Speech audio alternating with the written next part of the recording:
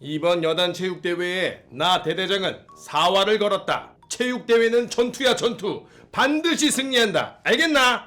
인사과장, 이번 단체 티셔츠는 어떻게 준비되고 있지? 네, 이번 체육대회관에는 커스텀 티셔츠로 준비했습니다. 아니 그 티셔츠 멀티캠으로 커스텀한 거야? 좋아, 아주 좋아. 대장님, 혹시 저희 이번 체육대회 때 이 커스텀 패치로 통일하는 게 어떠십니까?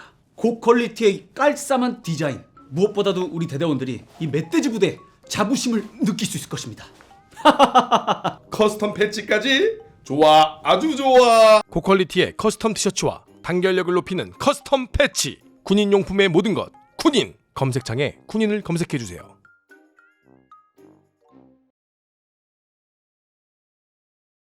제가 무능력하고 무경험한 군 리더가 신병 교육을 대할 때 치명적인 착각 4가지를 하고 있어요. 첫 번째가 우리가 그 전사의 영역이라고 합니다. 또 군인의 영역이라고 하죠. 우리 군인 정신에 보면은 이런 얘기가 있어요. 절대로 쓰러진 내 동료를 내 뒤에 남겨둬서는 안 됩니다. 반드시 챙겨와야 되거든요. 이러한 전사의 마인드, 군인 정신이 없는 사람이기 때문에 내가 가장 소중히 다뤄야 될 내 동료를, 내 부하를 죽인 거 아닙니까? 기본적으로 이게 되어 있지 않으면 큰 실수를 할 수 있는데, 가장 그 대표적인 게 바로 군인 정신조차 하나 제대로 이거를 받아들이지 못한, 신념화가 되어 있지 않고 체질화가 되어 있지 않은 사람이 벌이는 큰 실수가 바로 이거예요. 두 번째는 체계적 경험의 전수가 전혀 없어요. 이 체계적 경험이라는 건 뭐냐면, 훈련병에 입대를 해서 신병교육의 그런 그 과정을 거치고, 또 부사관이면 각각의 병과별로, 이런 부대별로 그런 그 과정을 겪어야 돼요. 그 과정을 겪으면서 선배 전으로부터 그거에 대해서 하나씩 이것을 신념하고 체득하고 체질화돼서, 그것이 이 사람이 하나의 군인의 모습이, 전사의 모습이 되었을 때 그것이 다시 그대로 전통으로 내려가는 겁니다. 그런데 바로 우리 군에는 이 부분이 전혀 지금 살리지를 못하고 있어요. 다음 세 번째는, 이거 굉장히 심각한 문제예요. 원래 이 제도, 우리가 신병교육은 미국의 거를 받아온 거란 말이에요. 그런데 사실은 원래 원조는 미 해병대입니다. 그리고 그 다음에 이제 미 육군에서 이걸 받아들인 거고, 그것을 2000년도에 우리 육군에서 이것을 벤치마킹 하자해서 받아들여온 거예요. 그런데 미군들은 이 신병교육대 교관부직은 절대 2년, 3년을 초과하지 않아요. 초과하지 않는 이유가 뭐냐면, 이건 사람이 할 짓이 아니기 때문에 그래요. 그 정도로 힘든 겁니다. 정말 힘든 거예요. 왜 그러냐? 기상전 출근, 취침 퇴근, 이것을 3년 동안 하실 수 있겠습니까? 네, 저는 이거를 수년 동안 해본 사람이에요. 왜? 제가 오늘 이 자리에서 이런 이야기를 당당히 할 수 있는 게 바로 이 문제 때문에 그런 거예요. 이거를 할 수 없는 사람이 신병교육을 한다? 정말 말도 안 되는 얘기예요. 그 정도로 아무것도 단련되지 않고 가진 것도 없고 경험도 없는 민간인이 군대라는 180도 다른 환경에 왔을 때, 하나에서 10까지 내가 그것을 돌봐주고 챙겨가면서 풀 군인으로 만드는 솔저리제이션, 그 과정을 주려면 정말 내 혼을 바쳐야 되는 거예요. 근데 이게 안 돼 있는데 신병교육을 한다? 근데 우리는 뭐 신병교육돼서 10년, 20년 원사까지 진급하는 경우가 허다하거든요. 정말 우리는 대단히 지금 잘못된 방향성을 가지고 있다는 거. 마지막으로 네 번째는, 내 아들이, 내 딸이 군대를 갔어요. 그러면 그 부모의 관심은 군의 그 관심이 가장 최대치로 높을 때거든요. 그런데 지금 보십시오. 국민이 이것을 지지를 해야 되는데 계속해서 12단 사고다, 또 어디 다른 수류탄 사고도 있었잖아요. 그런 국민의 지지가 자꾸 네거티브한 쪽으로 흘러가는 거예요. 국민의 지지가 없이는 이 신병교육, 더 나아가서는 육군의 어떤 존재 가치에 대해서 퀘스천 마크가 붙는 거거든요. 근데 신병교육을 너무 우습게 생각한 거예요. 자, 그러면 이제 부사관을 중심으로 제가 말씀을 드려볼게요. 대한민국 육군에 없는 것에 대해서 제가 설명을 해드릴게요. 아마 여러분들도 슬라이드 보시겠지만 제가 요 앞 라인만 그대로 한번 읽어드릴게요. 육군에 진짜 부사관은 없다. 육군 스스로 어두운 미로 속으로 들어왔다. 부사관을 계륵으로 취급하여 육군 조직 전체의 기초를 완전히 붕괴시켰다. 육군이 필요한 것은 묵묵히 집 잘 지키고 연장질 잘하고 잡초 잘 뽑고 비 오는 날 먼지 나도록 마당 잘 쓰는 충직하고 헌신적인 집사다. 그래서 육군 부사관은 전투력 발휘의 중추가 아니라 집을 관리하는 집사다. 미군은 월남전 이후 부사관을 전투력 발휘의 중추로 성장시켰고 반대로 대한민국 육군은 부사관을 한낱 풀이나 깎는 집사로 전락시켰다. 저는 저의 모습을 그대로 여기에 투영시킨 겁니다. 제가 이제 이 부분을 좀 상징적으로 좀 말씀을 드렸는데요. 2019년도 예비역 소령이시더라고요. 우리 저 메트로 신문 문영철 기자님이 쓰신 내용이 있어요. 기사가 있더라고요. 여기에 보면은 대학도 안 나온 사람들이라는 것을 이제 부사관으로 이제 인식을 하고 있고요. 그래서 뭐 여기 보면 한국군은 보여지는 포장지라는 기똥차게 잘한다. 근데 포장지를 깐 현실은 참담하다. 화려하지 않지만 국가와 국민에게 정당한 대우를 받으며 임무를 수행하는 군인, 장교나 부사관이나 이런 군에 대해서 이렇게 사회에서 여러 가지 안타까운 목소리를 내잖아요. 근데 과연 2019년뿐만이었겠냐 이겁니다. 사실 그 전부터 계속 됐었어요. 그런데 우리는 이러한 사소한 징후들, 군을 사랑하는, 국가를 사랑하고 군대를 사랑하는 이런 수많은 그 선배 전우님들이 또 우리 국민들이 그런 메시지를 보낼 때 과연 우리는 이것을 어떻게 해석했느냐 한번 좀 저는 그런 것도 한번 들여다봤으면 좋겠어요. 자, 신병 교육에 관해서 제가 왜 우리 지금 문제가 되는지 제가 하나 조목조목 설명을 드려보겠습니다. 지금 왼쪽의 사진의 그 이분은 2010년도에 육군훈련소를 방문하셨던 강화지회의 한 예비역 선배님이십니다. 6.25 참전하셨고요.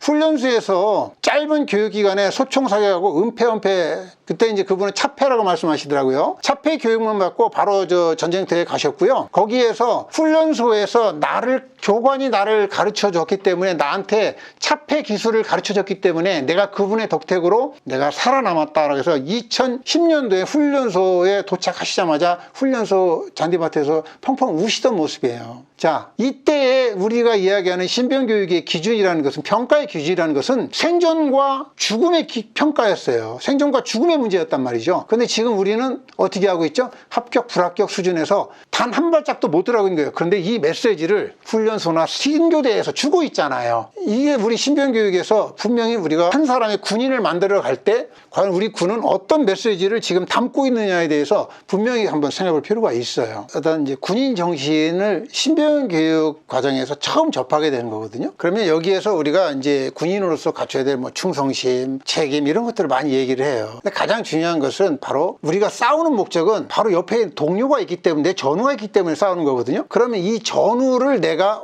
전우회를 어떻게 형성을 하고 이 전우라는 것을 어떻게 내가 신념할 수 있냐, 이 과정이 필요한 거예요.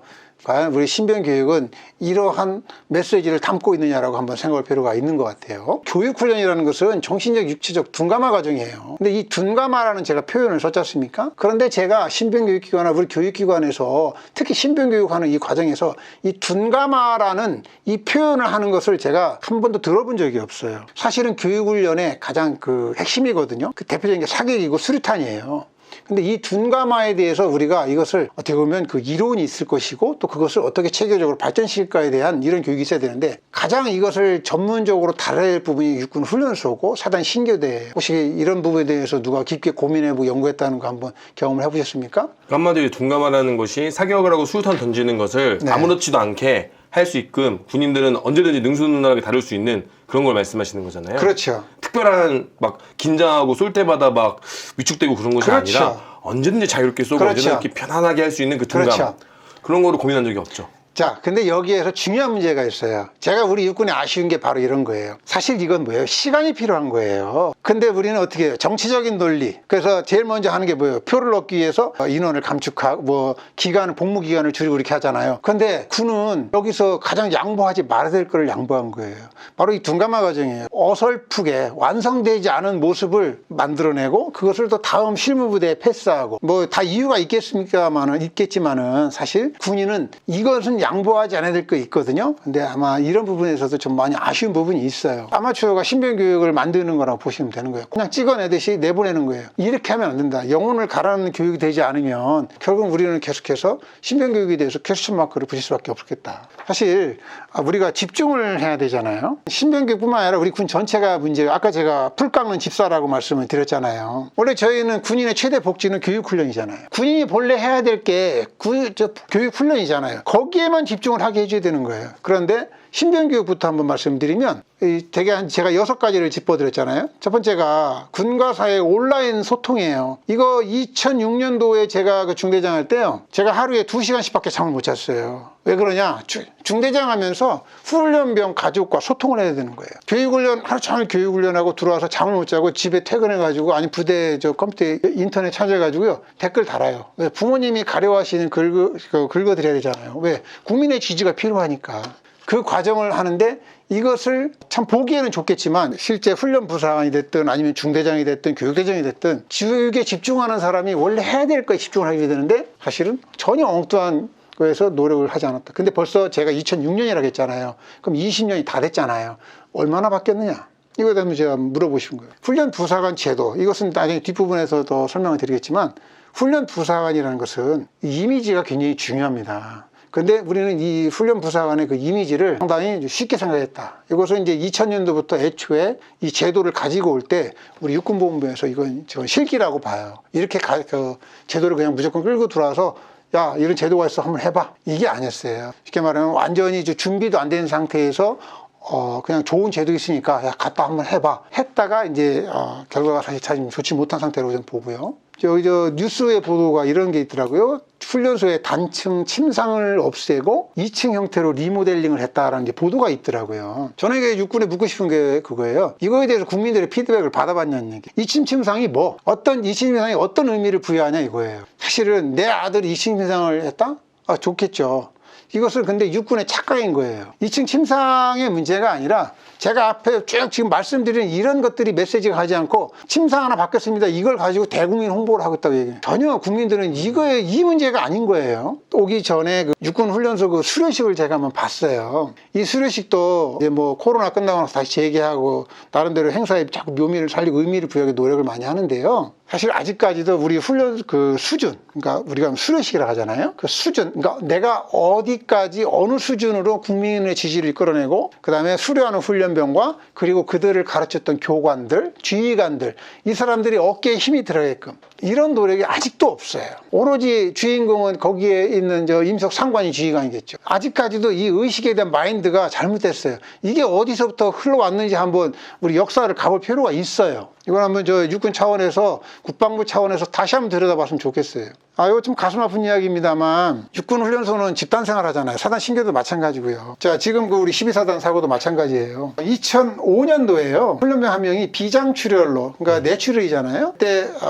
병원 진료 응급처치를 못 받아서 사망한 사례가 있어요. 이 스토리가 간략하게 말씀드리면 비장 출혈이 생겨서 그때 당시에 이제 논산 지구병원에 갔고요. 그런데 저녁에 들어갔단 말이에요. 그날 당직 군의관이 누구였겠냐 이거예요. 정신과 군이었던 걸로 제가 알고 있어요. 그러면 저녁 진단이 안 됐겠죠. 그 다음날 아침 내과 군의관이 출근할 때까지 아마 확인이 안 됐던 것 같아요. 그래서 결국은 그 친구가 그 다음날 부랴부랴 이제 응급으로 이제 병원에 이송하던 중에 이제 사망한 사례가 있어요. 그리고 나서 무슨 일이 있었냐? 훈련소 의료체계가 문제가 많네. 자, 그러면서 이제 의료체계를 개혁해야 돼 막 이제 언론에서 떠들기 시작했어요. 하지만 며칠 지나지 않아서 다 들어갔어요. 왜 그러겠어요? 언론이 잠잠해지니까 다시 다 들어가는 거예요. 그리고서 2011년도에 그 유명한 타이레놀 사건이 나오는 거예요. 그 뇌수막염으로 사실 또 한 명의 이제 사고를 생겼잖아요. 그리고 나서 이제 또 한번 이제 의료체계가 다시 한번 해보자 해서 그때는 이제 사회적으로 워낙 임팩트가 더 컸기 때문에 결국 훈련소도 그때 의료체계를 했단 말이에요. 자, 근데 군의 이러한 모습도 답답하지만 군의 이러한 사고가 날 수밖에, 이런 상황이 생길 수밖에 없는 거에 대해서 사실은 정부건 정치권이건 심지어는 우리 국민들도 이거에 대해서 한번 나는 내가 어떻게 이것을 바라보고 나는 또 한번 도와줬어야 되는 거에서 한번 생각할 필요성이 있는 거예요. 이건 군대만의 문제가 아닌 거예요. 이것은 좀 우리가 한번 깊게 생각해 볼 필요성이 있어요. 어차피 인구 감소는 이미 오래전부터 얘기됐던 거잖아요. 전 개인적으로 사단 신병 교육 때는 빨리 육군 훈련소로 다 통합을 했으면 좋겠어요. 더 이상 끙끙거리고 고민할 필요가 없을 것 같아요. 왜 그러냐면 앞서 쭉 말씀드린 이 문제 때문에 그래요. 신병 교육은 정말로 불안정한 상태에서 검증이 안 된 인원에 대한 군인화 교육을 시킨 거기 때문에 굉장히 많은 고도의 집중력이 필요한 교육이에요. 그런데 현재 상태에서는 사단 신교대는 신교대들 분명히 부담을 가질 거예요. 야전부대에서 신병교육을 시킨다는 자체가 이건 맞지가 않잖아요, 논리에. 그래서 훈련소로 빨리 통합을 하고 가는 모습이 됐으면 좋겠다. 그래서 불안전 요소를 제거하는 이런 모습이 필요하다고 저는 생각을 했고요. 사실 이 생각은 이미 제가 20년 전부터 확신을 갖고 있던 모습이에요. 제가 요 하나만 여기 이렇게 보이실지 모르겠지만 사실은 요거 원래 파일이 있었어요. 네네네. 파일도 없애버렸어요. 그리고 딱 출력본 하나씩만 가지고 제가 그냥 가지고 있어요. 왜 없으셨습니까?